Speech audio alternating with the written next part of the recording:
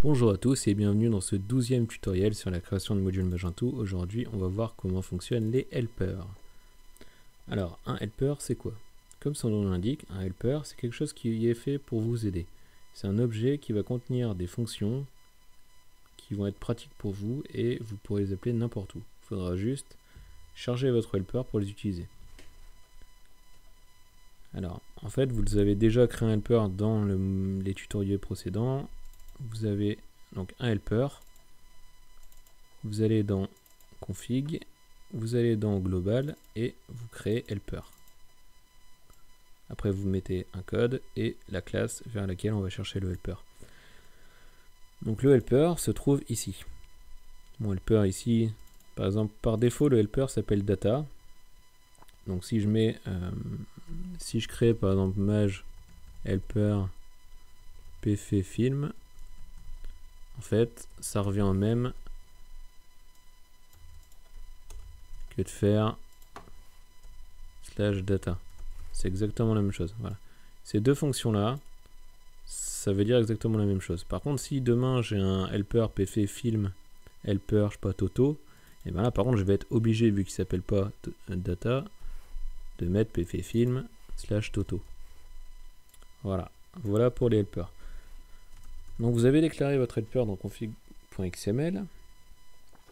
Pour l'utiliser, il suffit juste d'utiliser maj_helper. Donc on va créer une fonction qui va faire x2 par exemple. x2 et qui va prendre un nombre. Donc ce nombre, il est multiplié par 2 et il est retourné, c'est tout. Donc ensuite on va aller dans notre bloc, dans notre bloc d'admin, mon bloc. Et quand on appelle méthode bloc, et ben en fait, au lieu de faire ça, je vais chercher mon helper. Donc je vais dire helper égale maj get helper pf films data. Et je vais lui dire, bah voilà, tu fais x2. x2 et je lui passe 4 par exemple, donc il va me renvoyer 8.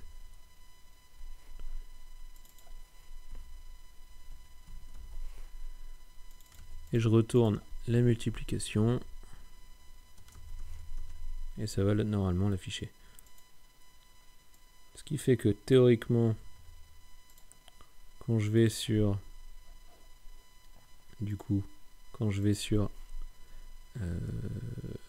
film index, alors mon helper il trouve pas, c'est parce que c'est pas get helper. Ici en fait c'est helper, helper. Voilà, donc là ceci est mon fichier template, le résultat de la méthode c'est 8. Donc 2 x 4, 8. Si je mets 8,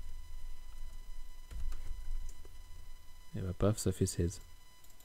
Etc. Voilà, donc mon helper marche, vous savez comment créer un helper et comment l'utiliser. N'hésitez pas à retrouver ce tutoriel par écrit sur mon blog à l'adresse www.pierrefait.com. Si vous êtes membre premium, vous pourrez télécharger le code de ce tutoriel s'il est disponible tout en bas de l'article dans Documents à télécharger.